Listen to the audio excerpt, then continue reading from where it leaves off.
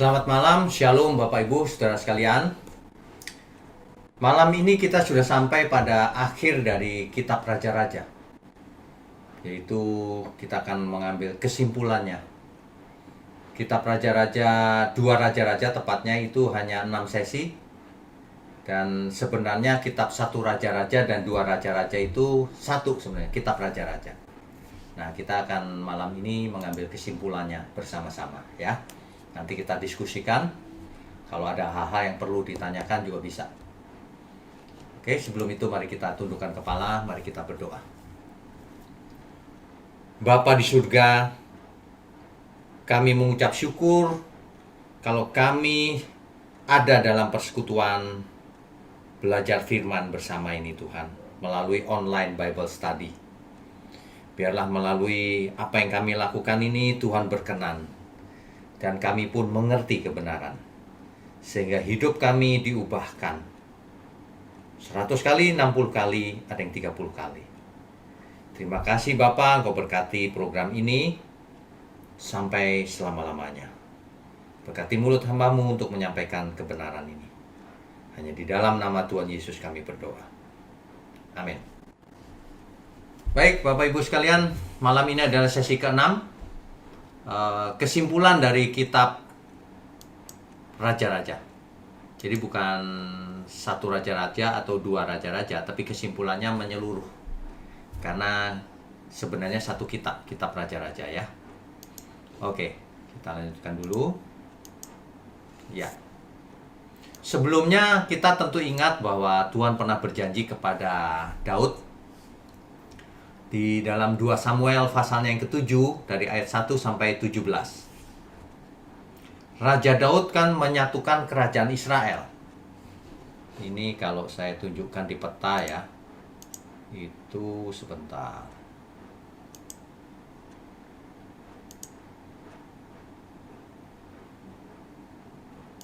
Ya. Ini Bapak Ibu. Yang pertama Raja Daud memerintah di Hebron selama 7,5 tahun.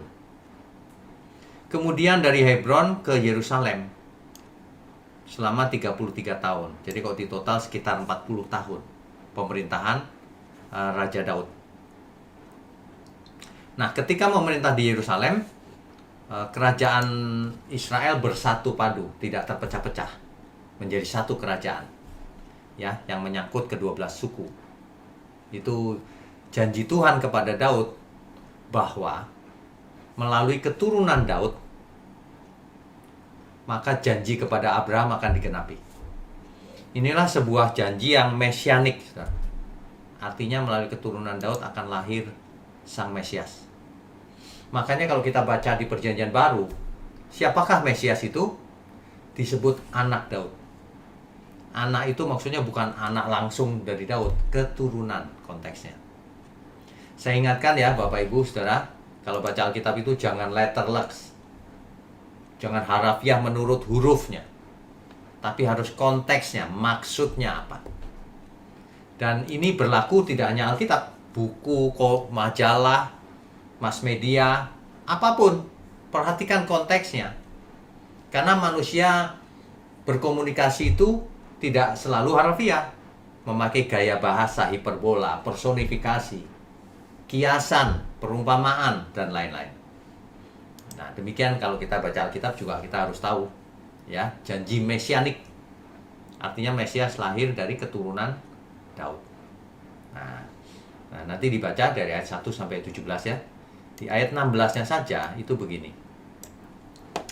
Keluarga dan kerajaanmu akan kokoh untuk selama-lamanya. Di hadapanku tahtamu akan kokoh untuk selama-lamanya. Ini sebenarnya nubuatan tentang Mesias. Ya, oke kita lanjutkan. Ya. Kitab ini kalau diperhatikan itu fokusnya sebenarnya Yerusalem. Diawali dengan pemerintahan Salomo di kitab 1 Raja-Raja, dan kemudian ada pembangunan Bait Allah di Yerusalem, pusat ibadah di Yerusalem. Dan diakhiri nanti di dua raja-raja terakhir itu kehancuran Yerusalem. Sehingga seluruh penduduknya yang masih hidup dibawa ke Babel. Pembuangan ya. Ini petanya kalau Bapak Ibu ke Israel, itu ada Dead Sea, laut mati ya. Ini Hebron itu sebelah baratnya, dan Yerusalem itu juga sebelah barat agak ke utara. Ini Sungai Yordan ya. Oke, kita lanjutkan dulu ya. Ya, Bapak Ibu sekalian, dua kerajaan ini akhirnya kerajaan Israel itu pecah. Kita sudah bahas di sesi yang lalu ya, yaitu di kerajaan di utara yang disebut kerajaan Israel, dan itu adanya kerajaan di utara itu dari tahun 933 sampai 721 sebelum Masehi. Setelah itu lenyap, tidak ada lagi kerajaan itu ya. Kalau kita perhatikan, makanya Israel itu selalu berperang, selalu ribut dari dulu memang ya. Coba perhatikan nih yang paling bawah ini, 80 tahun yang pertama perang terus antara utara dan selatan, perang saudara. 80 tahun berikutnya damai. 50 tahun berikutnya terkadang perang, terkadang damai, tidak tentu. Jadi kalau orang percaya orientasinya Israel, lalu dicomot-comot ayatnya, apalagi kalau teologi kemakmuran, itu selalu berkata bahwa kita tidak perlu apa-apa, saudara. Kita diam saja, Tuhan yang berperang ganti kita. Salah itu, salah besar itu. Perhatikan sejarah Israel, perang terus. Kok Tuhan yang berperang? Tuhan yang berperang itu dalam kasus apa? Dilihat dulu. Ketika bangsa Israel terpojok, di depannya ada Laut Teberau, di belakangnya ada pasukan Fir'aun, tidak bisa berbuat apa-apa. Nah, Tuhan berperang ganti Israel ketika itu, yaitu membelah Laut Teberau. Kan begitu. Diaplikasikan dalam segala hal, Tuhan akan berperang ganti kamu. Salah. Israel itu perang terus. Ya. Oke, kita lanjutkan dulu.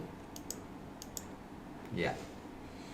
Jadi, saudara, kitab 1 Raja-Raja dan 2 Raja-Raja itu sebenarnya satu kitab. Isinya adalah tentang sejarah Israel yang merupakan kelanjutan dari kitab Yosua, ya, Hakim-Hakim dan Samuel. Lanjutannya ini sebenarnya ya. Jadi isinya adalah sejarah kuno antara Israel dan Yehuda. Dari kematian, kisahnya itu dari kematian Raja Daud, kemudian digantikan Salomo dan seterusnya, dan diakhiri dengan Yoyakin, Raja Yoyakin yang dibuang ke Babel, dipenjara, lalu dilepaskan oleh Raja Babel. Itu. Nah, masa itu kira-kira mencakup 400 tahun. Ya. Kitab ini ditulis sekitar tahun 550 sebelum Masehi. Selama pembuangan di Babel, selama dibuang ke Babel, kitab ini ditulis. Siapa yang menulis? Tidak jelas, tidak diketahui. Kemungkinan adalah Yeremia. Atau bisa juga sekelompok nabi-nabi mendokumentasikan ini. Jadi dari Yerusalem dibawa ke Babel, jauh loh ini. Nah, di pembuangan inilah ditulis kitab Raja-Raja ini. Kita lanjutkan dulu ya. Oke. Ya.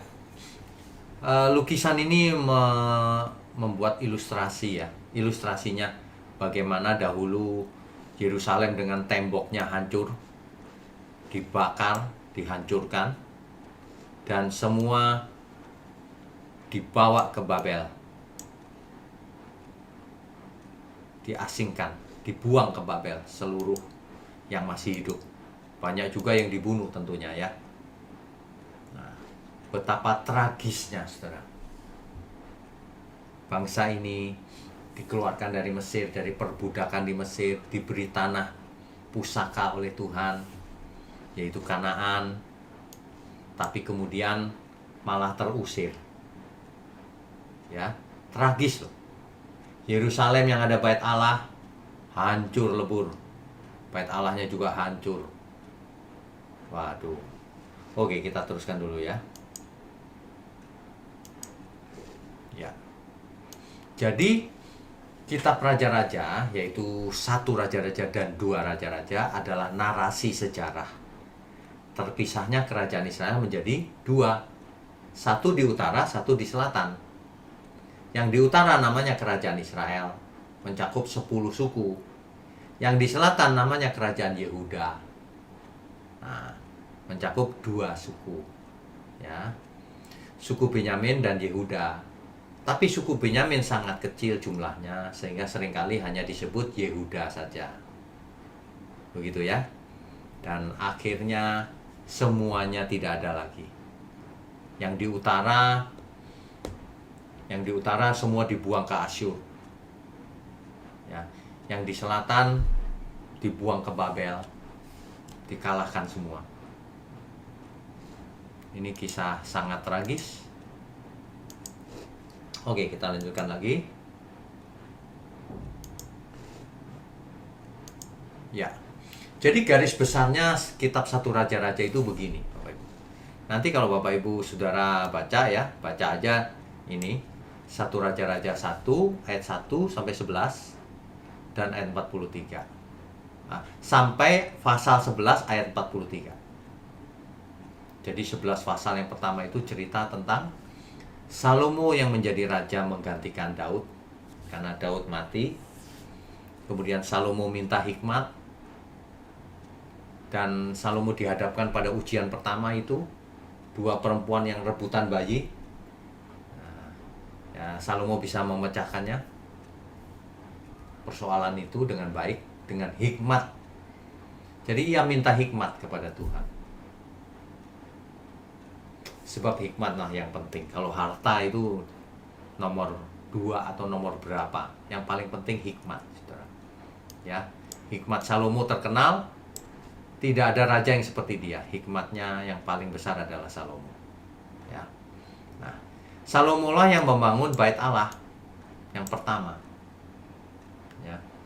Jadi kemudian di dalam ayat-ayat ini diceritakan juga bagaimana megahnya Salomo itu. Emasnya berapa banyak dalam setahun, berapa ton hasilnya. Kita sudah bahas di sesi-sesi yang lalu ya. Jadi perak itu di zamannya Salomo itu gak ada artinya sama sekali, seperti batu. Nah, akhirnya Salomo jatuh karena istrinya yang kafir, menyembah dewa-dewa lain, Baal dan sebagainya, Asyera dan sebagainya. Karena Salomo mengawinin banyak istri, 700 istri dan 300 gundiknya. Sehingga dari istri-istrinya yang menyembah berhala dan ala-ala asing, Salomo ikut loh malahan. Ini membuktikan bahwa hikmat saja tidak cukup, pintar saja tidak cukup, hikmat saja tidak cukup. Jadi selain hikmat, yang paling penting adalah ketaatan kita kepada Tuhan. Percuma mau sukses, berhikmat, kaya raya, diberkati, tapi kalau akhirnya tidak taat, binasa. Jadi ketaatan itu nomor 1. Ya. Makanya kita belajar taat dalam segala hal. Terhadap atasan kita di bumi, kita taat. Tidak boleh melawan, kan gitu. Kecuali atasannya tidak benar, ya tinggalkan saja.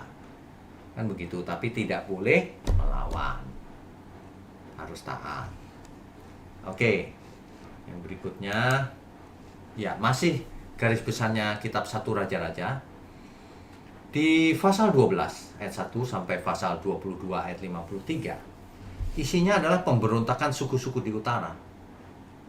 Makanya menjadi pecah, yaitu kerajaan Israel di utara dan kerajaan Yehuda di selatan. Yang di utara ibu kotanya Samaria, yang di selatan kerajaan Yehuda ibu kotanya Yerusalem. Ya.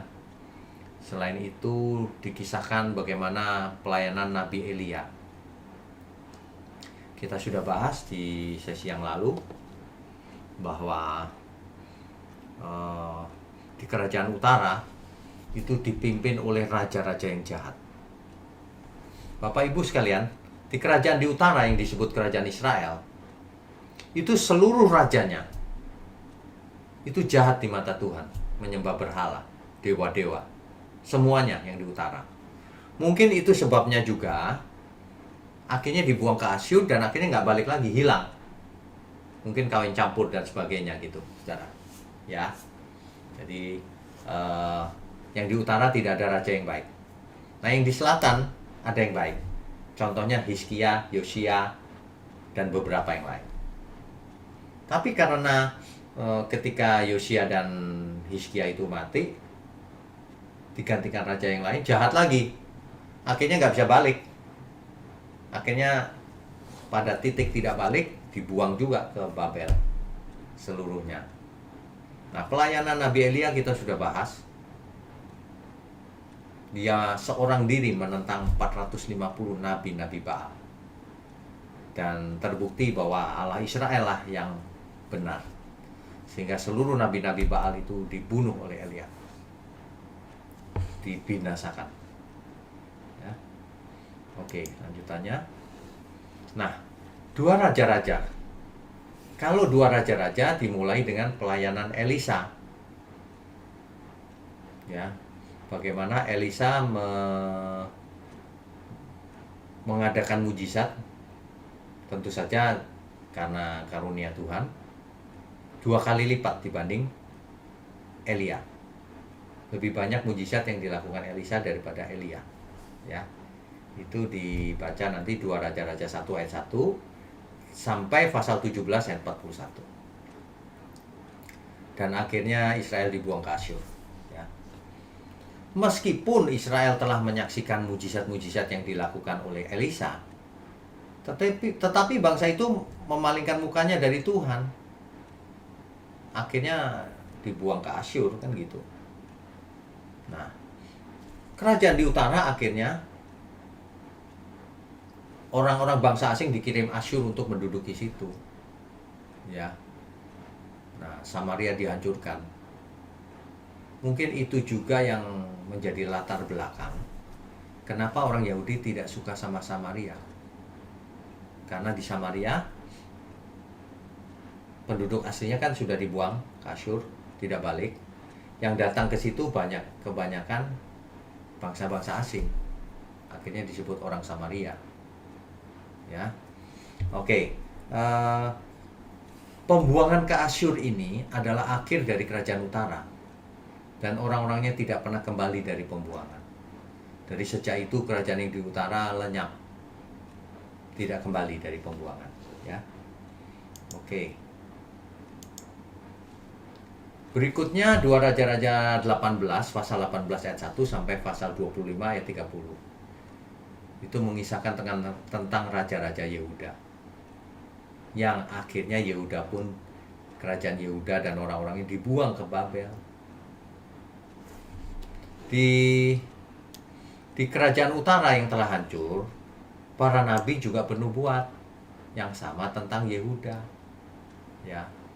Meskipun di selatan itu, di Yehuda itu Hizkia dan Yosia adalah raja yang baik, bahkan mengadakan reformasi, membuang, menghancurkan semua berhala. Tetapi sepeninggal mereka, raja dan bangsa yang menggantikannya itu kembali melakukan apa yang jahat di mata Tuhan. Dan akhirnya dibuang ke Babel. Ya. Sekali lagi catatan, tidak seperti saudaranya yang di utara yang tidak akan pernah kembali. Orang-orang Yehuda ini suatu hari kembali lagi. Itulah sebabnya silsilah Mesias terus berlanjut.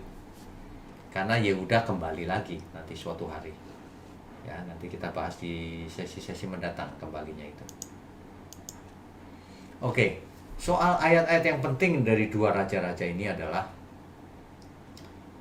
dua raja-raja pasal 17 ayat 13 sampai 15 dan seterusnya. Intinya adalah Tuhan memperingatkan orang Israel dan juga kepada orang Yehuda dengan perantaran semua nabi dan semua tukang tilik. Berbaliklah kamu daripada jalan-jalanmu yang jahat.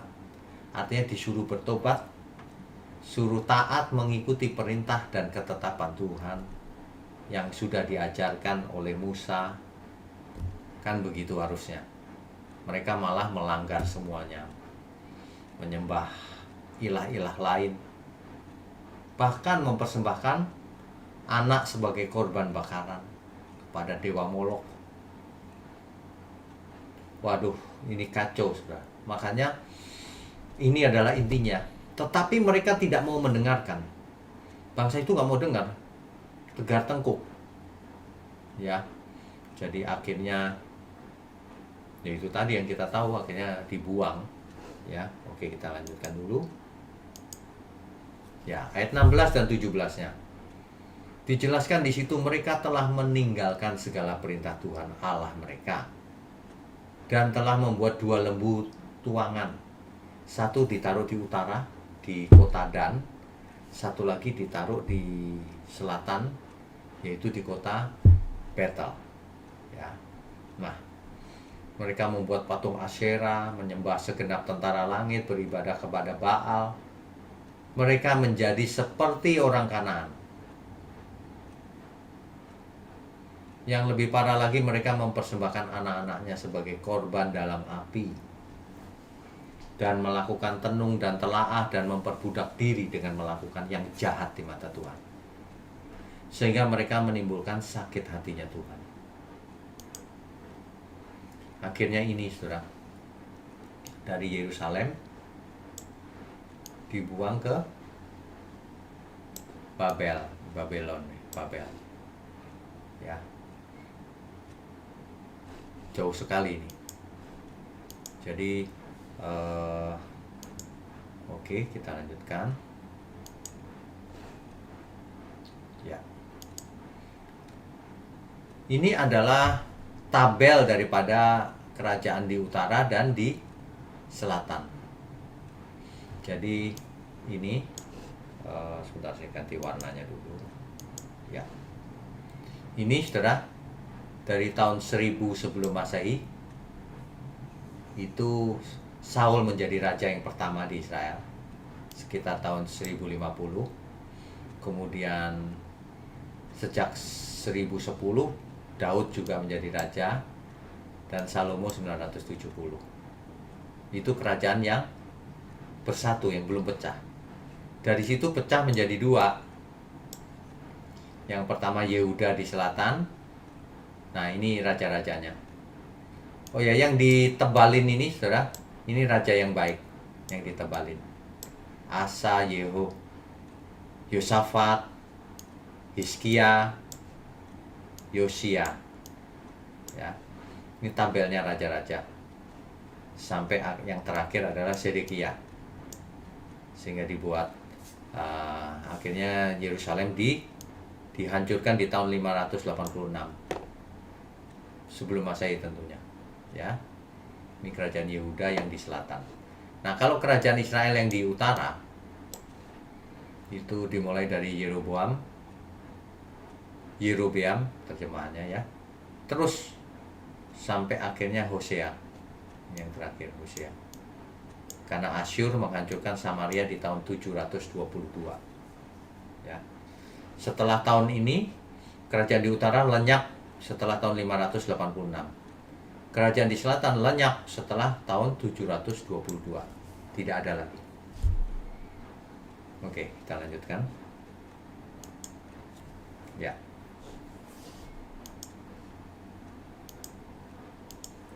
Ya. Pada tanggal 18 Juli 586 sebelum Masehi, Babel akhirnya menembus tembok Yerusalem. Mereka membunuh banyak rakyat dan membongkar batu-batunya. yang masih hidup ditangkap dan dibuang ke Babel, terusir dari tanah pusakanya. Ini kejadian ini untuk pertama kalinya sejak dulu Yosua membawa Israel memasuki tanah perjanjian, yaitu sekitar 600 tahun sebelumnya. Jadi sebenarnya bangsa Israel ini hanya sekitar 600 tahun ada di tanah pusakanya. Setelah itu ke pembuangan semua. Ya. Bangsa Israel terhapus dari peta dunia ketika itu. Karena semua dibuang ke Asyur dan Babel ya. Dan masih terus 50 tahun kemudian. Sampai apa? Sampai bangsa Persia mengalahkan Babel. Akhirnya bangsa Babel dikalahkan oleh Persia. Ya. Ini Babel ini dikalahkan oleh Persia.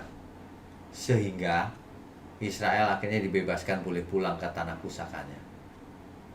Itu kisahnya, Bapak Ibu. Kita lanjutkan dulu. Nah, ini adalah tabel daripada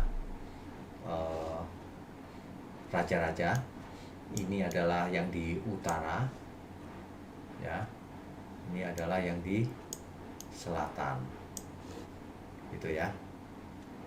Raja-rajanya di sini ada Yerobeam, Baasa dan seterusnya, Omri, Ahab dan seterusnya dan seterusnya. Semua ada di sini sampai akhirnya kerajaan utara hancur, ya. Ini dan kemudian disusul dengan hancurnya Israel. Nah, yang perlu kita catat di sini adalah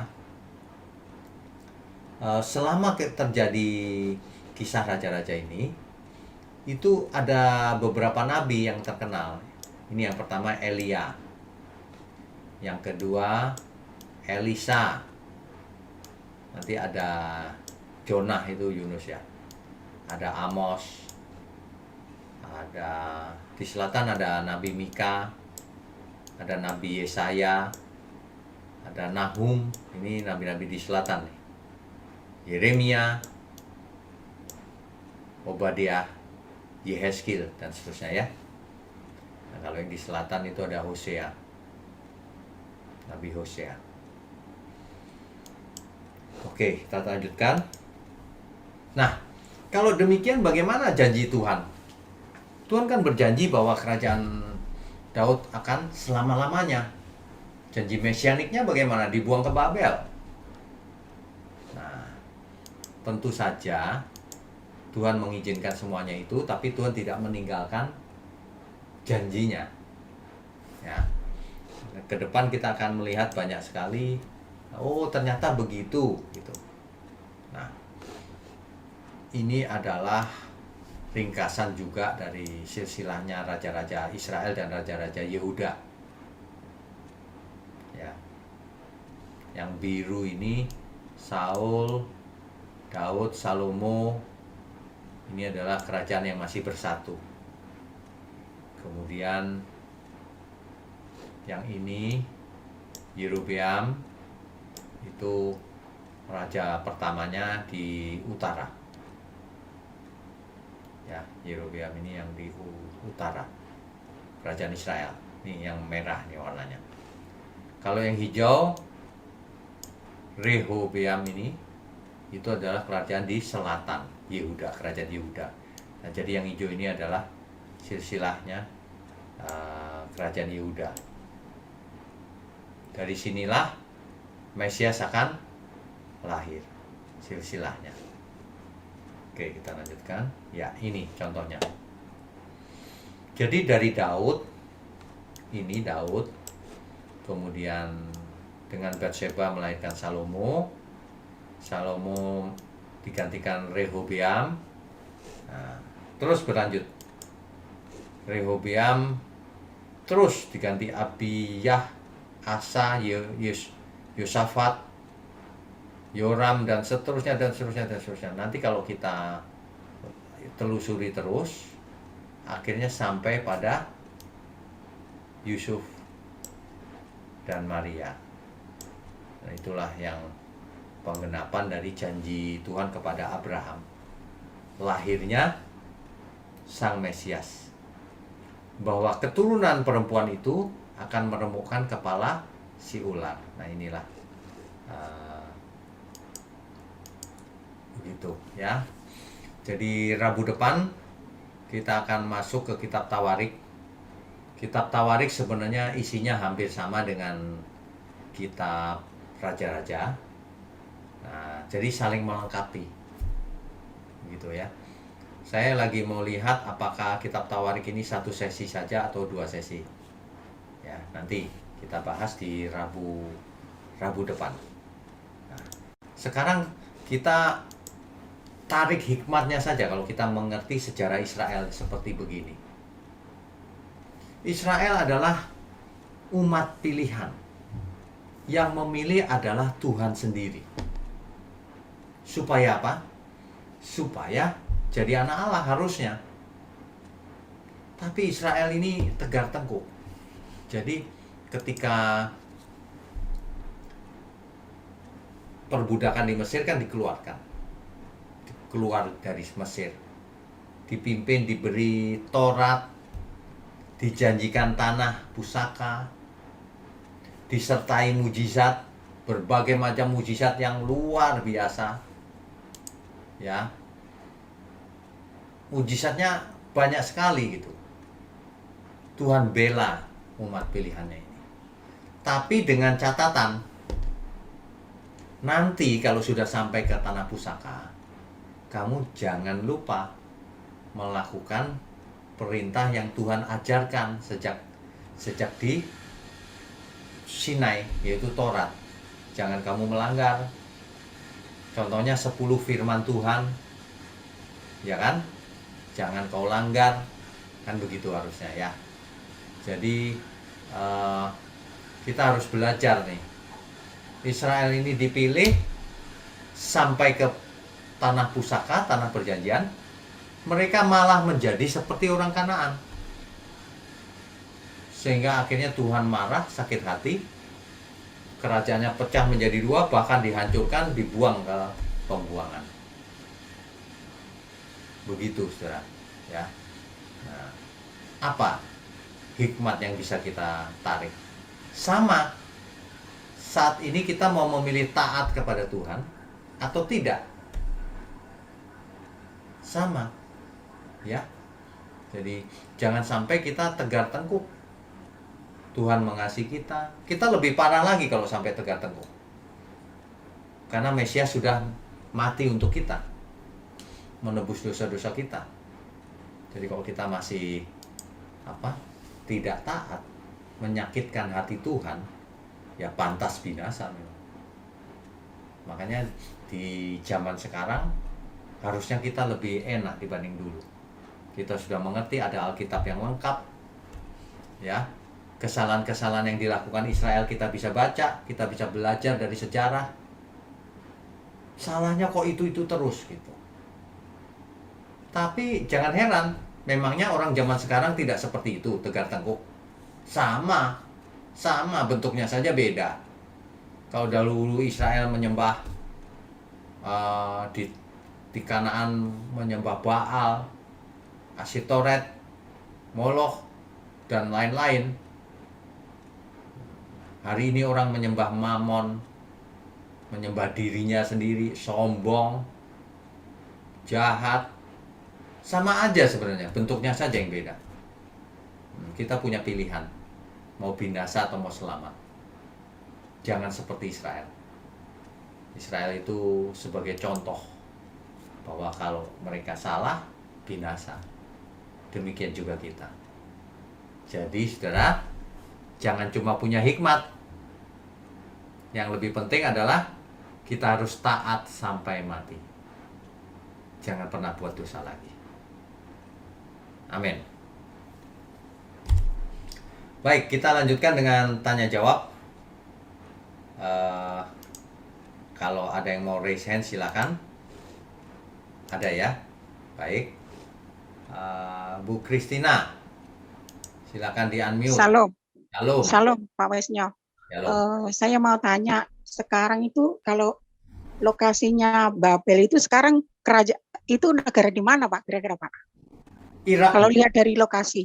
Irak. Oh, Irak, Irak. Babel. Babel itu Irak zaman sekarang. Oh, Jadi kalau jalan-jalan ke Irak itu, di situ ada peninggalan-peninggalan seperti Menara Babel, itu bentuknya zigurat ada di sana sampai hari ini. oh. Itu tentu saja bukan Menara Babel yang dulu, tapi itu adalah salah satunya bentuknya. Artinya bangsa Israel itu dari Yerusalem jalan kaki ke Irak situ ya Pak ya. Jauh nggak itu? Kira-kira berapa itu Pak? Kira-kira 300 mile. 300 mile itu berapa ya kalau dihitung kilometernya ya? Oh, 300. saya pikir di itu Dekat ya? di Ukraina. Eh, Terima kasih Pak Wanyo. ya ya. Oke. Yang sebentar ya, saya hitung dulu nih, 300 mile in kilometer tuh berapa ya? 480 kilo, Bu. 480 kilo. Jauh sekali. Oke, baik. Berikutnya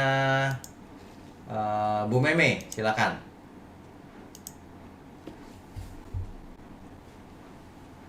Shalom Pak Wino. Shalom. Selamat malam. Selamat malam. Ya Pak, terima kasih Pak untuk hikmat hari ini ya, sangat luar biasa. Seperti yang Bapak katakan tadi, di mana kita mau ikut atau tidak ikut ya Pak ya. Ya. Dan yang penting itu taat. Ya. Ya. Ya Pak, saya mau tanya ini tentang itu pembuangan itu bangsa Israel ya Pak ya. Ya. Kenapa Allah menghukum bangsa Israel di pembuangan? Padahal mereka itu kan adalah umat pilihan gitu loh. Baik, ini pertanyaan bagus sekali. Makasih, Pak. Artinya Tuhan tidak pandang bulu. Di Perjanjian Baru ada ayatnya, Tuhan tidak pandang bulu. Siapapun, biar umat pilihan sekalipun, kalau dia tidak taat, binasa. Makanya Nabi Hosea menulis kan, umatku binasa karena tidak mengenal Allah. Jadi jangan mentang-mentang umat pilihan pasti selamat. Salah itu. Umat pilihan tidak taat. Umat yang dipilih Tuhan tidak taat, ya binasa dia. Begitu, Bu Meme. Oke Pak. Terus apa yang dilakukan oleh bangsa Israel ketika mereka kembali dari pembuangan ya Pak ya? Ya itu kan sesi mendatang, jangan tanya sekarang. Ya Pak, maaf. Ini ada lagi Pak. Oke. Kan kalau orang Israel itu kan umat pilihan. Ya. Berarti kita ini umat pilihan dong Pak ya? Itu kan di Perjanjian Lama, umat Israel itu dipilih Tuhan kan menjadi umat pilihan. Iya. Ketika di Perjanjian Baru Tuhan Yesus berkata begini, anak Abraham itu bukan hanya kau yang secara fisik keturunan Abraham, bukan. Orang yang hidup menurut iman, dialah orang Israel asli, Yahudi asli. Umat pilihan yang asli itu yang hidup menurut iman. Jadi tidak tergantung bangsa apa. Itu di Perjanjian Baru akhirnya begitu. Jelas nggak? Oh, terus kalau kita ini disebut apa dong Pak? Kita umat pilihan. Umat pilihan juga. Hidup untuk oleh iman. Oleh Justru iman. orang Israel kalau dia memberontak ya bukan umat pilihan. Oh, jadi kalau yang tidak menurut iman seperti maksud saya, memang sih orang yang sudah mengenal Yesus kan hanya hanya mengimani saja, hanya kepercayaan, tapi tidak mengalami gimana dong Pak? Yang namanya iman itu pasti mengalami dan melakukan, bukan cuma di pikiran. Nah, ini banyak orang salah selama ini. Sudah beriman, maksudnya apa sudah beriman? Sudah KTP-nya Kristen, salah, bukan begitu. Atau sudah ngaku dengan mulut, mulut tak bertulang. Kalau iman benar itu melakukan hidup sesuai dengan kehendak Tuhan. Begitu ya. Terus gimana dong Pak nasib kalau orang yang bukan umat pilihan ya Pak ya? Kalau bukan umat pilihan? Iya, nasibnya gimana ya gitu? Kalau ini cerita zaman sekarang aja ya? Iya, zaman sekarang. Kalau zaman sekarang orang tidak percaya Tuhan Yesus, menolak, ya pasti binasa. Menolak. Apalagi kalau jahat. Kalau jahat mah nggak usah orang percaya yang jahat aja binasa, Bu. Yang tidak bertobat. Bukan orang percaya, orang Kristen misalnya. Hmm. Itu artinya ia tidak percaya. Ia hanya KTP-nya Kristen. Tapi Pak, kalau dia berbuat baik tapi nggak mengenal Tuhan, tapi dia nggak menolak sih. Maksudnya dia hidupnya biasa-biasa aja, tapi berbuat baik, tapi dia nggak kenal Tuhan gitu. Oke, kalau nuraninya benar-benar baik, itu artinya ia melakukan hukum Taurat. Oh, Taurat yang ada di hatinya. Di kitab Roma dicatat tuh, Roma 2 ayat dari 10 sampai berapa itu? 16 atau berapa itu. Nah, dibaca itu. Jadi setiap maaf Pak, Roma 2 ayat. Oke, saya bukakan Maaf deh ya. biar Iya. tepat ya, dicatat. Roma pasal 2 Kayak 12. ayat yang mulai dari ayat 11. Ayat 11 sampai 15. Nanti dibaca sendiri ya. Jadi Tuhan itu sangat adil. Masa orang tidak pernah mendengar Tuhan Yesus disamakan dengan orang yang menolak? Ya enggak. Ya kan? Iya, ya. Kita itu sangat tenang, sangat bahagia punya Tuhan begitu. Adil, penuh kasih. Gitu. Jadi nggak usah khawatir. Gitu. Asal kita tidak menolak atau jahat. Wow, kalau itu sih udah nggak ada ampun. Sampai mati jahat, nggak bertobat ya salah sendiri kalau itu. Ya. Iya Pak, berarti dalam kehidupan ini harus ada pertobatan lah ya Pak ya, jangan Pasti. berbuat dosa. Pasti harus. Iya. Ya. Iya, makasih ya Pak ya. Oke, Tuhan Yesus memberkati, shalom. Thank you. Ya, Bu Yuli silakan. Shalom, Pak. Pastor. Shalom. Ini gimana nih? Ya, Dari silakan. aku. Ya. Oke. Pastor, aku cuma mau nanya, yang maksudnya tentara langit itu apa ya, Pastor? Oh, oke, baik. Itu bentuk patung-patung berhala gitu, Bu. Berhala itu. Seperti dewa-dewi gitu ya? Ya, seperti itu. Itu dewa-dewa zaman dulu itu. Ya. Itu saja pertanyaannya. Iya, itu aja. Oh iya, oke. Tuhan berkati, Bu. Ya. Pak Payaman, silakan, Pak.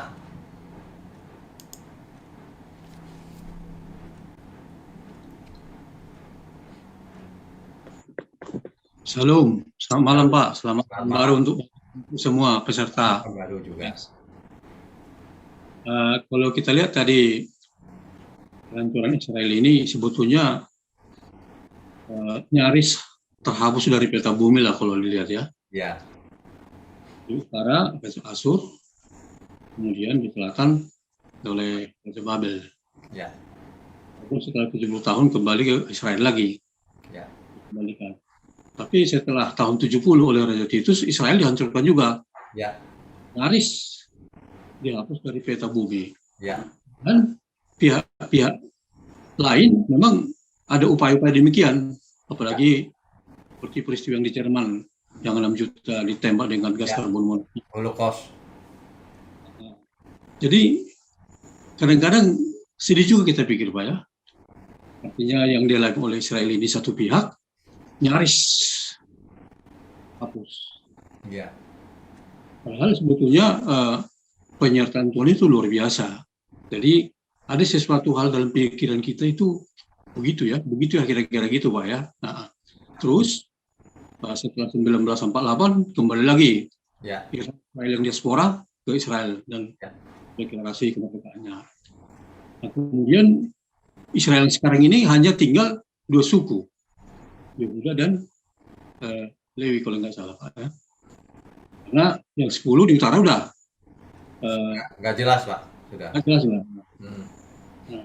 Jadi dari seluruh skenario ini dengan utara, selatan, diaspora, balik lagi, kira-kira apa suatu katakanlah misalnya hikmah yang besar bagi kita orang percaya, walaupun tadi yang Bapak katakan juga, kita ini udah sungguh senang Pak ya, bisa mengetahui, mengenal Tuhan Yesus secara dengan baik dan sempurna lah. hanya kita aja sekarang yang menjadi pergumulan. Makasih Pak. Ya, baik. Jadi kalau kita lihat sejarah dunia, artinya apa? Artinya firman Tuhan itu nyata, bukan dongeng atau cerita. Sejarah dunia ini bergulir begini. Sampai akhirnya Israel itu beda dengan seluruh bangsa-bangsa yang diceritakan di Perjanjian Lama, Pak. Banyak bangsa di Perjanjian Lama lenyap, Pak. Tapi Israel sudah diaspora, ribuan tahun bisa kembali lagi, utuh lagi. Nah, ini salah satu bentuk pemeliharaan Tuhan, bahwa di akhir zaman akan ada dua saksi. Kalau mau tahu Tuhan yang benar, saksinya ada dua. Satu yang memiliki hukum. Hukum itu kan Taurat, Pak. Siapa itu? Israel. Kedua yang memiliki kesaksian Yesus. Siapa itu? Kita semua. Jadi ciri dua ini, dua saksi di akhir zaman itu, sebelum zaman ini berakhir, ini dua ini, Israel dan kita. Jadi kalau mau tahu siapa Allah yang benar, tanyalah Israel atau tanyalah kita. Dua saksinya. Begitu Pak Payan. Ya, makasih Pak. Oke, Selesai. Tuhan berkati. Berikutnya Ibu Anis ya.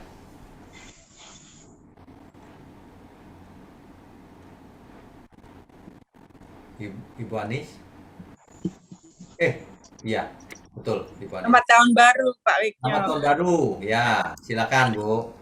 Iya, saya mau tanya tentang kematian. Yang saya baca tentang kematian Lazarus sama orang kaya.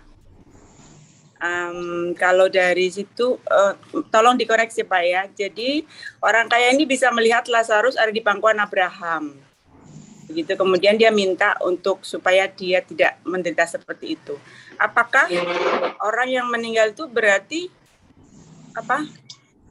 Masih bisa merasa ya? Masih bisa melihat gitu. Itu satu. Lalu apakah dia juga bisa melihat kita yang di bumi? Kita kan tidak boleh berdoa untuk mereka. Tapi apakah dia bisa melihat kita itu nakal atau baik atau taat gitu? Gimana, Oke, Pak? baik. Ini pertanyaannya bagus sekali. Hari Minggu ini, minggu depan ini, hari Minggu pagi itu kan ibadah raya ya di GSKIP. Itu saya ambil tema dunia roh. Nah, itu menjelaskan lebih detail nantinya ya. Tapi nggak apa-apa, karena ditanya sekarang ya saya jelaskan sedikit begini. Kalau seseorang mati, itu rohnya akan pergi ke suatu tempat. Tergantung. Ya. Kalau orang fasik, dia lari ke dunia bawah, yaitu alam maut, dunia orang mati, yang disebut Hades atau Sheol. Ya. Kalau dia orang percaya, dia dibawa Tuhan ke Firdaus namanya. Apakah masih sadar? Tentu saja masih sadar. Dengan ingatan penuh, dengan kesadaran penuh. Sebab kalau nggak sadar kan nggak menderita. Justru karena menderita pasti dia sadar. Orang kaya ini yang ceritakan Tuhan Yesus nih tentang Lazarus dan orang kaya. Nah, Tuhan berkata orang kaya ini ingat saudaranya. Makanya ia minta izin supaya boleh menemui saudaranya yang di bumi. Mau memberitahu supaya saudaranya dia mengalami hal yang sama. Gitu. Kan begitu kan kisahnya? Ya. Tapi tidak diizinkan. Nah, ini begini, kalau membaca Alkitab jangan selalu harafiah, Bu. Melihat itu bukan dengan mata, nggak ada matanya udah. Kan roh. Kan roh kan? Makanya bukan harafiah. Itu cerita itu bisa ditarik kesimpulannya begini, bahwa di dunia sana kita masih sadar ingatannya dan segalanya. Bisa menderita, bisa bahagia. Nah, hati-hati, banyak orang berpikir bahwa nanti mati aku nggak berasa, mendingan aku mati, selesai, masalahku selesai. Wah, itu salah besar tuh. Justru nanti pas mati masalahnya lebih besar lagi, ternyata ditolak Tuhan, bunuh diri. Nah, jadi sadar sekali Bu, bahkan nanti sampai ke surga kita masih sadar. Masa sampai surga terus hilang ingatan kita, terus nggak kenal Tuhan Yesus juga? Kan enggak ya? Bisa melihat yang masih di bumi nih nggak Pak? Maksudnya perbuatan anak-anaknya. Tidak, Oh, tidak. Karena ia tidak ada di bumi. Nah, yang karena ada sudah di di bumi alam. ini, ya, dia sudah ada di alam lain. Kalau yang ada di bumi ini adalah satu, setan, dua, roh-roh jahat, itu ada di bumi. Malaikat, itu masih bisa. Nah, yang jadi pertanyaan adalah orang fasik. Orang fasik itu ditaruh di alam maut, bisa dipergunakan setan. Nah, bisa nggak? Mungkin bisa, mungkin tidak. Kalau bisa dipergunakan setan, dia disuruh muncul ke permukaan, jadi apa? Jadi roh-roh jahat semacam penampilan gitu, bisa aja, tapi itu kemungkinan. Tapi yang sudah pasti bisa adalah roh-roh jahat menyamar. Nah, kalau itu pasti bisa. Gitu. Oh, jadi itu sebabnya orang Kristen nggak berdoa untuk orang yang sudah meninggal itu sia-sia juga. Apakah seperti itu, Pak? Satu, sia-sia. Kedua, yang muncul nanti jangan-jangan si roh jahat Yang menyerupai itu ya. yang menyamar. Lagi pula kan ada larangan di Alkitab. Jangan kau ke tukang tenung. Tukang tenung zaman itu memanggil roh. Ya, seperti Saul yang ke dukun Endor itu, ya, itu dilarang. Iya. Satu lagi Pak. Boleh. Tadi bangsa Israel itu dibuang ke Babel ya. Babel itu Nimrod itu ya, keturunan Nimrod itu, penguasa dulu. Betul. Bukankah mereka bersaudara sebetulnya ya Pak ya? Ya, betul. Betul. Jadi yang dibuang ke Babel itu adalah yang kerajaan di selatan. Kerajaan Yehuda namanya. Yehuda. Nah, kalau yang di utara, kerajaan Israel dibuang ke Asyur. Ya. Asyur itu Syria hari ini, bukan? Asyur itu ya. Ya Pak. Ya. Terima kasih. Oke, Tuhan berkati. Dan berkati. Ya, berikutnya Pak Erwin, silakan Pak. Belum Pak. Shalom. Nah, makasih Pak untuk sharing-sharing firman-nya Pak melalui WA. Iya. Salam sehat Pak. Ya, yang mau saya tanyakan, ini kan tadi suku Israel ini kan sudah terpencar Pak. Ya. Dan Israel Utara sudah tak akan pernah kembali lagi. Ya. Israel Selatan kembali Pak ya, dalam kitab Esra pasal 2 itu saya baca kembali dari pembuangan. Ya. Nah, kalau saya baca di Nehemia 7 ayat 66 sekitar ada 42.360 orang Ya. kembali. Jadi apakah Israel zaman modern sekarang ini bisa dikatakan bahwa itu adalah yang pembuangan dari Babel sekarang, Pak? Sangat besar kemungkinannya iya, Pak. Kecuali kalau yang di Asyur itu ternyata ada yang kembali 1 orang, 2 orang, ya kita nggak tahu, kalau itu nggak dicatat memang. Tapi kalau berdasarkan catatan hanya itu, ya udah. Pernah apakah ada ayat Alkitab Pak tentang nubuat? Pernah saya mendengar tanda-tanda akhir zaman ketika kembalinya suku-suku Israel ini dari diaspora itu bakal ada tanda-tanda akhir zaman. Apakah ada ayat Alkitab yang mendukung nubuatan ini Pak yang pernah saya dengar? Ada. Diajarkan, disampaikan oleh Tuhan Yesus. Itu tentang perumpamaan pohon ara, Pak. Tentang perumpamaan pohon ara. Tuhan bicara jika pohon ara itu mulai bertunas, maka musim panas sudah datang, segera datang. Nah, itu sebenarnya tafsirnya adalah kalau kita bicara pohon ara, itu pasti Israel yang dimaksud, bukan bangsa lain. Ya, contohnya di Matius 24 ayat 32 sampai 36.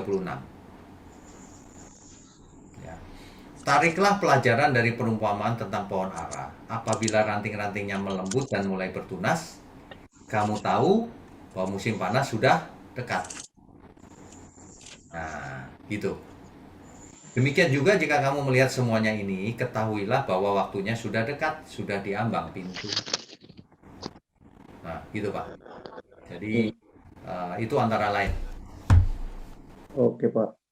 Terus Pak, berarti kemungkinan bangsa Israel, suku-suku dari Yakub 12 ini besar kemungkinan akan kembali lagi ya Pak ke tanah pusakanya Pak. Yang dimaksud oleh perumpamaan ini adalah Israel yang sudah diaspora, udah kering, tumbuh lagi Pak, merdeka. Itu tafsirnya itu. Berarti yang Israel zaman sekarang ini Pak. Ya. Jadi yang 10 suku yang hilang itu bagaimana Pak? Itu nggak jelas Pak. Mungkin sudah tidak ada juga. Sudah kawin campur dan sebagainya, kita juga tidak tahu juga sih. Apakah bisa disimpulkan bahwa sesuai dengan kitab Matius 24 tadi, ikut ke 10 suku tadi Pak yang kembali ke tanah pusakanya? Oh, yang kembali kan bukan yang 10 suku Pak, yang 2 suku, yang di Babel. Berarti sampai dengan akhir zaman 10 suku hilang Pak? Hilang, menurut saya hilang. Tapi bukan hilang bagaimana, kawin campur juga bisa Pak. Nah makanya kalau kita perhatikan Israel kan ada yang dari Afrika, yang kawin campur semua tuh Pak. Iya. Kembali ke Israel. Saya pernah lihat videonya yang dari China pun ngaku keturunan Israel Pak. Padahal orang China. Saya dulu kawin campurnya begini-begini gitu, balik ke Israel. Kemungkinan ke Indonesia ada juga ya Pak? Nggak tahu kalau Indonesia. Kalau itu saya nggak tahu. Oke Pak, terus ini Pak, tentang Wahyu 7 Pak, ayat 1 sampai 8. Wahyu? Wahyu 7. Ya. Dikatakan orang-orang yang dimeteraikan dari bangsa Israel itu Pak, ada sekitar 144.000. Ya. Masing-masing suku 12.000 orang. Itu maksudnya bagaimana ya Pak? Dalam kitab Wahyu 7 ayat 1 ini Pak. Ini harus dibaca secara utuh Pak, nggak bisa ayat 1 saja. Ayat 1 sampai 8 Pak. Ya, karena kitab Wahyu itu kan simbol-simbolnya, lambang-lambangnya sulit ditafsir ya. Jadi yang dimaksud ini adalah sebentar, yang ya. Kalau menurut saya Pak, di kitab Wahyu ini simbol bahwa contohnya gini, saya melompat yang lain dulu deh. Kamu akan menghakimi ke-12 suku Israel. Jadi kita dikatakan demikian loh. Kita akan menghakimi ke-12 suku Israel. Apakah suku-suku itu masih ada? Tidak boleh diartikan harafiah. Ke-12 suku Israel mewakili seluruh orang yang hidup menurut iman. Yang sampai di langit baru, bumi baru. Dan kita memerintah mereka. Tafsirnya mesti begitu Pak. Nggak bisa harafiah, apalagi kitab Wahyu nggak bisa harafiah. Itu adalah ke-12 suku Israel itu mewakili seluruh manusia yang masuk ke langit baru, bumi baru. Begitu Pak. Iya. Jadi kalau di kitab Wahyu hati-hati, simbol-simbolnya itu abstrak kebanyakan karena ditulis dengan simbol zaman itu. Nah itu kita mesti tahu. Kitab Wahyu mesti dibahas secara khusus Pak, nggak bisa potongan-potongan. Oke Pak. Ya. Boleh satu lagi Pak? Boleh, silakan. Langsung pertanyaannya Pak. Iya. Ini Pak, kan Tuhan Yesus harus mati Pak, dengan cara mati untuk menyelamatkan umat manusia Pak. Ya. Nah, apakah harus dengan cara seperti itu satu-satunya jalan untuk menyelamatkan umat manusia ini Pak? Atau tadinya ada skenario lain dari Bapa untuk menebus dosa manusia ataupun menyelamatkan manusia tadi Pak? Yang jelas penebusan harus dengan darah, itu pasti. Artinya Tuhan Yesus pasti mati. Apakah harus dengan begitu? Ya faktanya demikian. Itu aja. Karena berandai-andai juga nggak ada gunanya juga sih, karena faktanya begitu.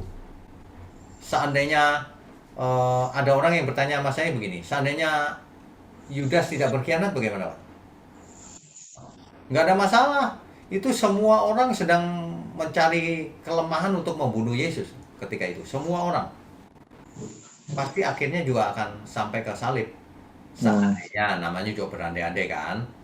Tapi kan tidak perlu berandai-andai juga Yudas yang berkhianat. Gitu. Gitu Pak. Ya. Oke.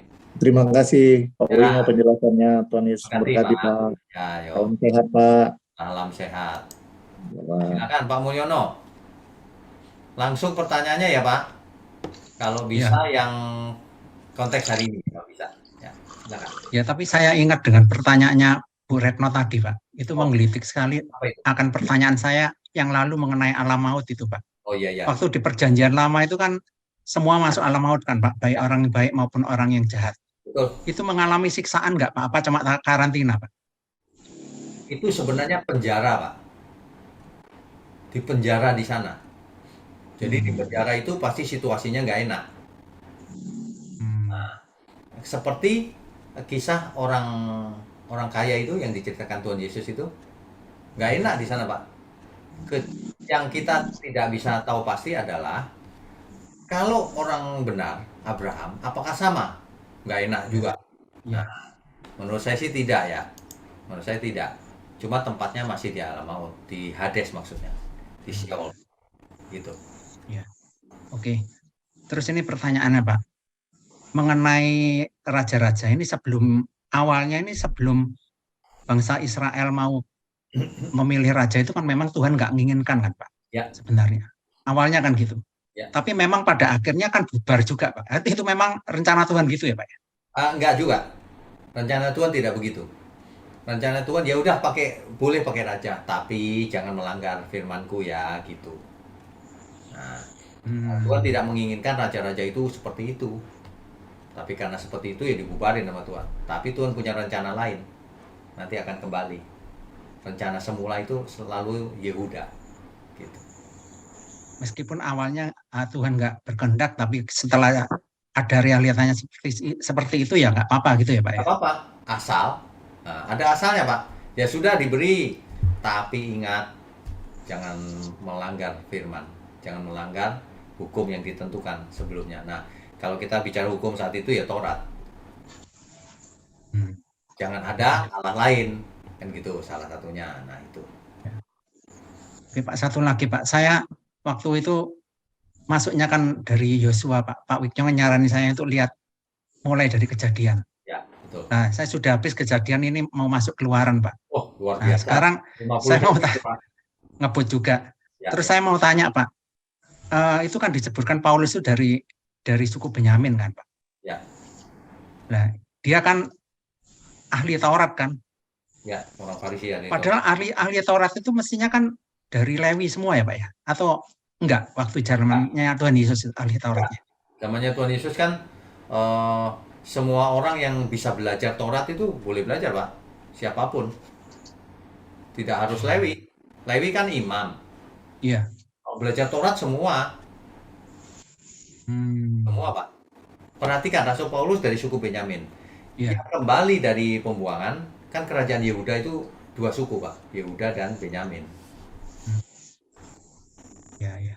Ya udah sementara itu dulu Pak. Tuhan ya, berkati. makasih. Ya, Pak Oto, silakan Pak, langsung pertanyaannya ya Pak.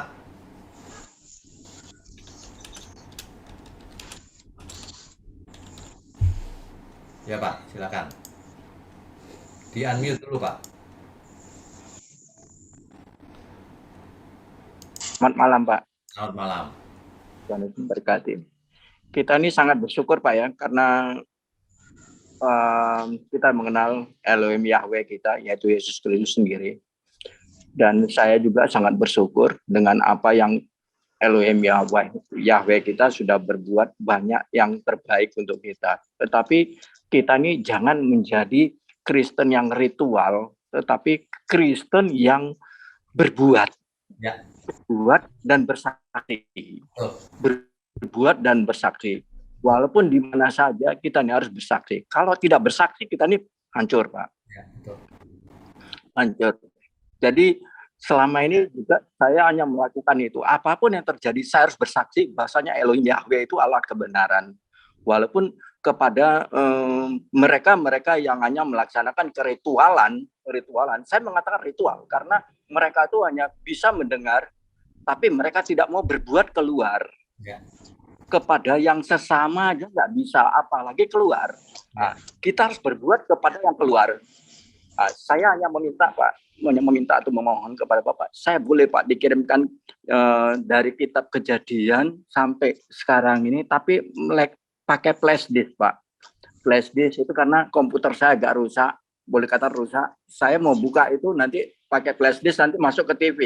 Jadi nanti itu banyak orang yang bisa mendengar itu dan saya bisa bagikan ke banyak orang Pak dari flash disk tadi. Karena kalau pakai net itu kan pakai ada biayanya Pak. Tapi kalau dari flash disk nanti saya bisa bagikan. Selama ini juga saya membagikan khotbah-khotbah dari Pak Wiknyo sampai 50 tempat yang saya bagikan karena saya tahu itu tugas saya. Kita dijadikan Tuhan itu untuk membicarakan kebenaran itu. Walaupun bukan saya yang bicara, tapi saya melakukan kehendak Tuhan. Dan saya mengatakan kepada Tuhan, jadikan aku sesuai dengan kehendak-Mu. Apapun yang terjadi, itulah kehendak-Mu Tuhan. Karena aku tahu, aku dijadikan sesuai dengan kehendak-Mu, segambar dan sehati dan sepikir. Apapun terjadi, itu bagi saya. Tetapi kalau seperti tadi, umat Israel itu ada yang ke Indonesia, ada Pak. Kalau saya katakan itu, kalau kita pergi ke makam di Lewi Gajah, Bandung, itu banyak makam-makam yang bergambar bintang 6, Pak. Bintang 6. Terus kalau di Manado itu di Langoan, di kampung bapak saya itu banyak yang bintang 6, Pak. Ya. Pasti itu bangsa Israel ataupun keturunan bangsa Israel. Ya. Saya nggak tahu keturunan yang 2 yang selatan atau yang dari utara. Iya. Yang jelas bangsa yang dari utara itu pasti punya pikiran, aku dari sana, aku akan kembali ke sana. Ya. Itu. Ya. Oke. Pujilah nama Yesus Pak. Walaupun saya sekarang sendiri, tetapi Roh yang memimpin saya sehingga saya bisa mengenal Pak Wiknyo. Saya bisa mendapatkan Pak Wiknyo, saya bisa mendapatkan kebenaran. Puji Tuhan. Saya tahu itu Roh Kudus yang membuat itu. Kalau tidak ada Roh Kudus, saya hancur Pak. Ya. Saya juga hanya dengan kepercayaan yang lama, dengan ritualistis, itu hal yang nggak benar dan nggak benar. Dan saya hanya bersaksi kepada saudara-saudara kita yang lain, hanya itu Pak. Dan saya sampai dibenci pun saya tidak merasakan aku dibenci. Yang penting saya bisa mendapatkan kasih Kristus. Saya melakukan firman Tuhan. Saya untuk orang lain, untuk kamu harus bertobat. Kenapa bisa kejadian-kejadian itu? Di mana-mana terjadi longsor, apa semua. Orang banyak bertanya, pertobatan yang penting. Kalau kita bangsa yang bertobat, pasti Tuhan melihat dan Tuhan memulihkan bangsa kita. Karena saya tahu, bangsa Israel bertobat dan dipulihkan. Bertobat dan dipulihkan. Sampai sekarang pun itu harus demikian. Jangan kita menyembah Mammon atau Allah-Allah yang ada sekarang ini. Jadi kita menyembah kayak ritual karena saya ada tinggal di Blitar Pak ya. Seperti kalau ada yang meninggal itu mempergunakan ritual-ritual. Ya. Jauh, kita harus menjauhkan ritual-ritual itu karena itu merusak iman Kristen kita. Oke, baik. Terima kasih Pak. Terima kasih Pak. Banyak ngomong. Auto semangat sekali. Tolong doakan saya Pak. Tolong flash disk-nya Pak. Nggak cukup Pak di flash disk karena video itu gede sekali Pak kalau di download. Oke. Nggak bisa di flash disk. Oke. Anyhow I just wait for you. Ya. Thank you. Ini Gusti Yesus. Terima kasih. Ya. Baik. Berikutnya Ibu Injen, tolong munculkan videonya juga ya. Bisa, Bu Injen? Enggak. Ya. Pas nggak jalan saya bisa Pak. Oh, pas nggak jalan ya? Pas nggak nyetir Pak, jadi saya bisa Pak. Ya silakan. Selamat tahun baru Pak. Ya. Baru. Ini Pak, saya mau tanya untuk yang nabi-nabi yang sesudah. Jadi kan di sini kan ada Ezra, kemudian Nehemia dan sampai Yeremia, Yeskiel. Ya. Lalu kemudian di akhirnya itu kan ada Maleaki ya Pak. Ya. Itu apakah dalam timeline yang berurutan atau random gitu Pak? Oke. Tadi itu ada semacam peta tadi kan, karena ada Nah, nanti Bu, ke depan kan kita sampai tuh ke masing-masing nabi. Yesaya. Heeh. Sebenarnya gini, kerangkanya Israel itu kan kisahnya segini nih ya. Yang di Iya. tengah nabi-nabi. Nah, masing-masing nabi-nabi itu nanti kita bahas. Iya, ya itu saya mau masukin tuh timelinenya kemana-mana kan. Ini kan sepertinya kan kita sudah sampai di akhirnya Israel nih Pak. Ya. Tinggal masukin nama-nama nabi di timeline yang mana. Nah, Ada, Bu. yang di luar tadi itu diurutin atau enggak tuh Pak? Tadi urut, ada slide-nya tadi. Enggak, yang ini yang di Alkitab ini selanjutnya kayak Hosea, Yoel, Amos, Obadya, Yunus. Ini kan kalau dari urutan di Alkitab apa enggak? Kayaknya enggak urut ya Pak ya? Enggak urut, ya. Enggak urut ya Pak ya timelinenya ya. Soalnya tadi kan saya lihat Yunus itu Bapak sudah ada di sebelumnya Hosea kalau enggak salah ya. Ini tapi di bawahnya Daniel gitu. Padahal Daniel kan harusnya sesudahnya kan ya Pak? Enggak urut. Ya. Oh, oke. Oke Pak. Satu lagi itu Pak, saya mau tanya tentang penemuan arkeologisnya Ron Wyatt itu apakah trustworthy nggak Pak? Itu saya ragu tuh. Itu saya ragu terus terang. Karena ya, Pak.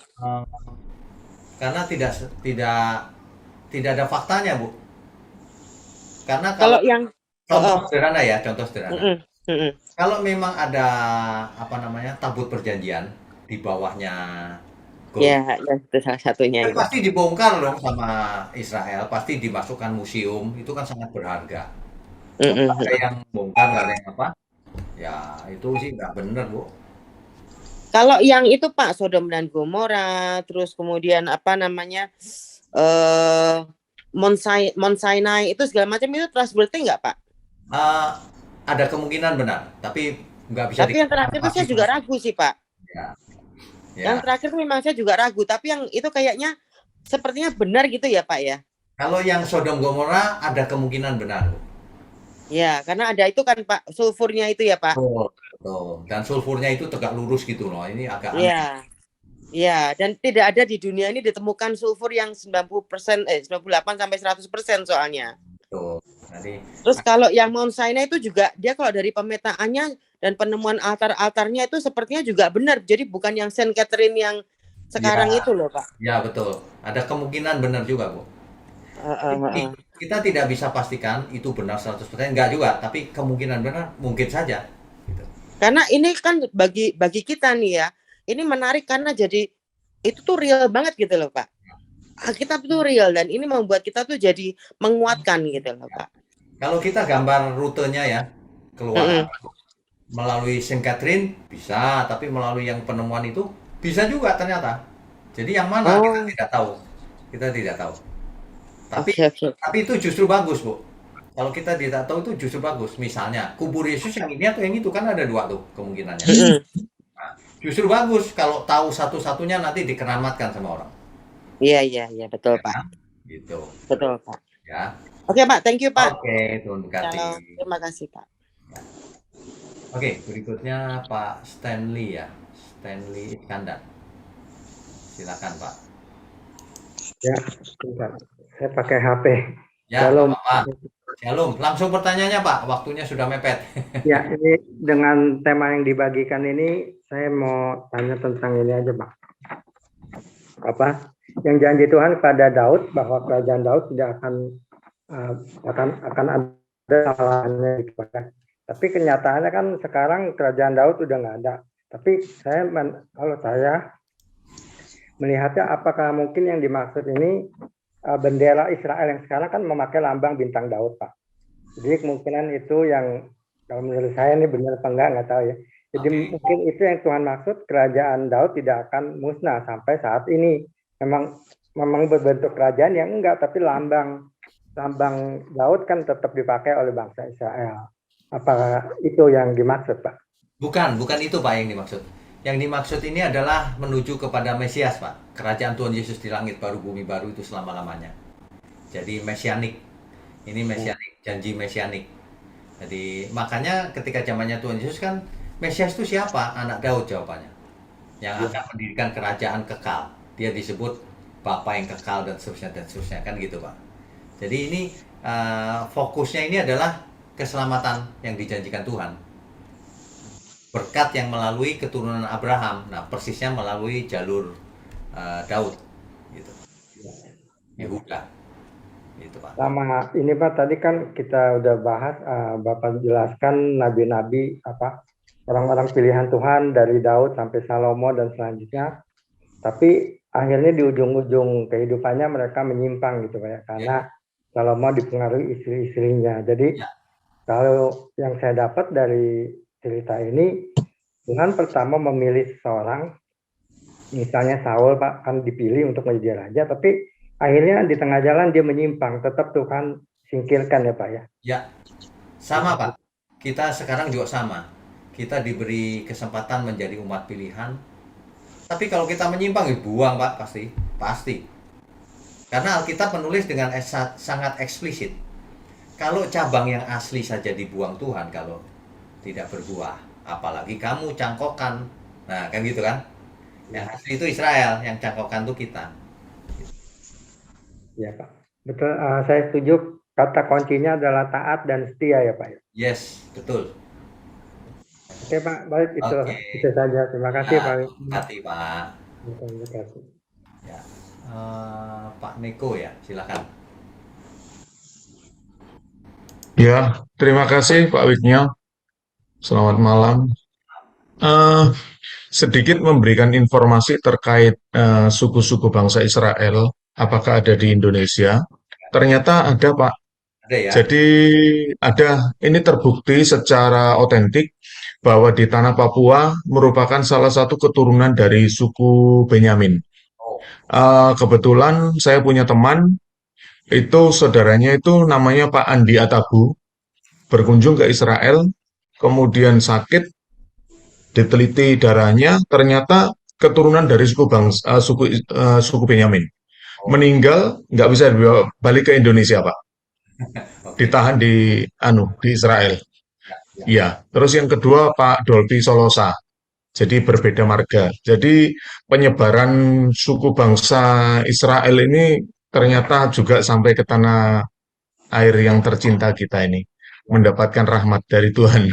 Nah, yang Terus kemudian pertanyaan dari Cina bagaimana Pak? Yang dari Nah, makanya itu. Kamu pencet. Iya. Ya. Terus saya ada pertanyaan Pak, karena semalam kami sedang melakukan kayak komsel atau family altar. Ini pertanyaan sedikit menyimpang dari kitab Raja-Raja ini mengenai pemerintahan kita di surga nanti, Pak. Jadi maksudnya begini, yang percaya kepada Tuhan Yesus kan mati pasti masuk surga dan ikut memerintah dalam kerajaannya. Bagaimana dengan orang-orang yang tidak percaya dengan Tuhan? Apakah mereka tergolong dengan orang fasik? Sedangkan dari sisi perbuatan hidup secara Taurat, seperti yang Roma 2 tadi Bapak ceritakan, kehidupan mereka jauh lebih baik daripada orang-orang yang menyebut dirinya Kristen, dalam tanda kutip, sedang berjuang menuju keserupaan seperti Kristus. Mereka sudah lebih dulu mendahului hidup seperti Kristus, tetapi tidak mengerti tentang Kristus itu. Nah, bagaimana kita menggambarkan atau memberikan penjelasan kepada jemaat atau rekan-rekan seiman bahwa apakah benar mereka memiliki surga sendiri atau mereka nanti itu yang kita perintah di dalam kerajaan surga yang mulia. Terima kasih, Pak. Mereka yang diperintah. Nah, makanya Roma pasal 2 tadi itu menjelaskan itu, penghakiman untuk mereka-mereka itu. Oh gitu. Ya. Jadi mereka istilahnya orang-orang yang ikut kita perintah, ya Pak ya? Ya, benar. Jadi surga yang dimaksud dengan mereka itu surga yang bagaimana ya Pak? Dalam konteks kekristenan. Oke, jadi yang dimaksud surga itu bukan satu ruangan begini, bukan. Surga itu jagat raya ini Pak. Teks Ibrani Samayim, dalam teks Yunani Oranos, artinya jagat raya, tak terhingga. Jagat raya ini luasnya tak terhingga loh Pak. Oh. Ya. Jadi sebenarnya kalau manusia nggak jatuh dalam dosa, ya surga ini ya semuanya yang diciptakan Tuhan ini. Tapi dalam dosa, bumi dikutuk, nggak jadi bagian dari surga. Langit banyak, Wah, ada bagian yang jadi surga, dan itu pun Iya, nggak bisa kita capai kalau nggak Tuhan yang menjemput kita, kan gitu. iya, Jadi kalau kita bilang pemerintahan, di surga ada pemerintahan, rajanya Tuhan, iya. kita sebagai memerintah bersama Tuhan Yesus, kan gitu. Oke. Dan ingat bahwa tubuh kebangkitan itu nyata, fisik, bukan roh yang Iya, Nah, sederhana. Kenapa dulu Adam ditaruh di bumi dengan tubuh fisik? Ya sama, langit dan bumi yang baru ya fisik. hmm, Cuma nanti tidak bisa mati. Di sana tidak ada setan lagi. Semua sudah musnah. Semuanya oh, baru, segalanya baru, kan gitu. Itu aja. iya, gitu ya Pak ya. Karena memang masalah surga, neraka, atau dunia roh ini sesuatu yang sulit untuk dinalar atau diberikan penjelasan secara gamblang gitu. Kalau kita selalu mengacu pada Alkitab, sebenarnya bisa dirangkai itu dari Alkitab itu. Iya, Agak sulit memang, tapi bisa. Gitu. Nah, yang gitu sering ya. terjadi adalah orang nggak ngambil dari Alkitab, terus pakai pikiran, terus jadi fantastis deh. Iya. Nggak Ya sesuai. berarti minggu depan ini ibadah raya kita harus dengarkan Pak Wignyo nih nanti. Ya, dunia roh itu. Dunia roh supaya kita lebih mengerti masuknya. Ya, Terima betul. kasih Pak Wignyo. Tuhan berkati. Amin. Oke, Pak Eno, selamat malam, selamat tahun baru, Pak. Silakan. Pak, ini masih sesuai konteks sih, Pak. Jadi agak lambat sedikit ya, Pak. Makasih, Pak. Jadi gini, Pak, kalau saya ada yang mengganjal, Pak, di hati saya. Setiap kali saya baca kitab Raja-Raja, dan saya percaya Pak Wigno punya jawaban nih. Apa itu, Pak? Kalau kita lihat kan kebandelan orang Israel ini, Pak ya, sampai buat kita geram ya, Pak. Ya. Mereka sudah punya hukum Taurat. Ya. Mereka sudah melihat mujizat-mujizat yang luar biasa yang Tuhan lakukan. Ya. Mereka juga punya raja yang begitu luar biasa ketika Raja Daud dan Raja Salomo gitu kan. Tapi kenapa mereka sangat bandal begitu, Pak? Sampai beberapa nabi bernubuat, menegur, tidak juga bertobat gitu. Jadi kadang-kadang saya berpikir ini sudah tidak manusiawi rasa bandalnya itu gitu loh, Pak.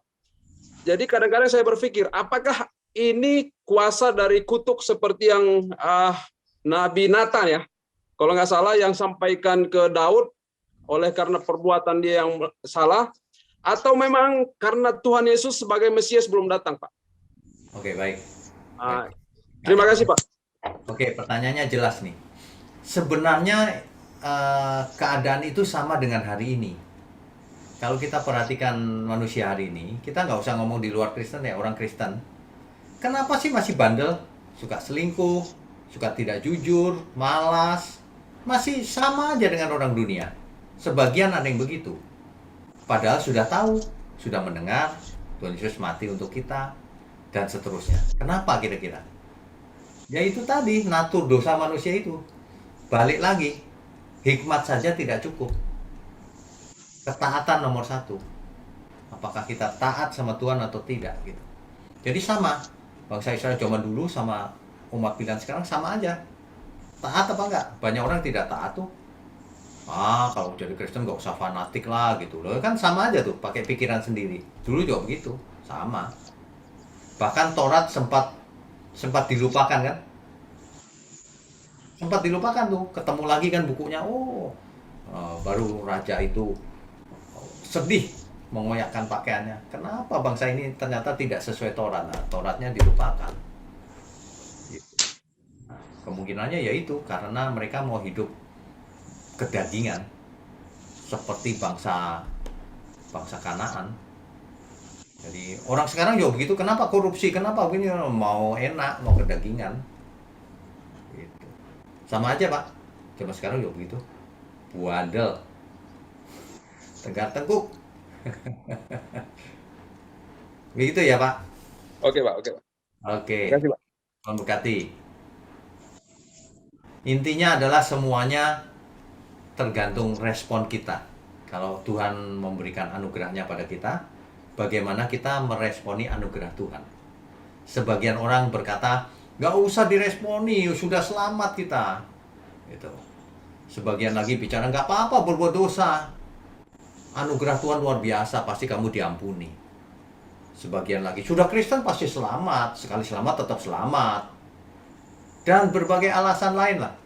Keselamatan bukan karena perbuatan baik. Nah, begitu-begitu. Makanya menyimpang semuanya, belum ditambah kedagingan manusianya. Ya. Baik, kita tundukkan kepala, mari kita berdoa. Bapa di surga, kami sungguh mengucap syukur malam ini kalau kami mendapatkan hikmat yang luar biasa. Bahwa ketaatan adalah yang utama. Itulah bentuk kasih terhadap Tuhan. Terima kasih Bapak, Kau pakai program online Bible Study ini untuk menjangkau banyak jiwa. Agar banyak jiwa mengerti firman kebenaran dan hidupnya diubahkan. Berbuah-buah, ada yang 100 kali, ada yang 60 kali, ada yang 30 kali. Terima kasih, Engkau berkati juga tangan-tangan yang mendukung pekerjaanmu ini, dan juga kami semua. Kami sambut segala berkat jasmani maupun berkat rohani. Sehat, umur panjang, untuk kemuliaan Tuhan, sampai selama-lamanya. Haleluya, di dalam nama Tuhan Yesus kami berdoa. Amin. Amin.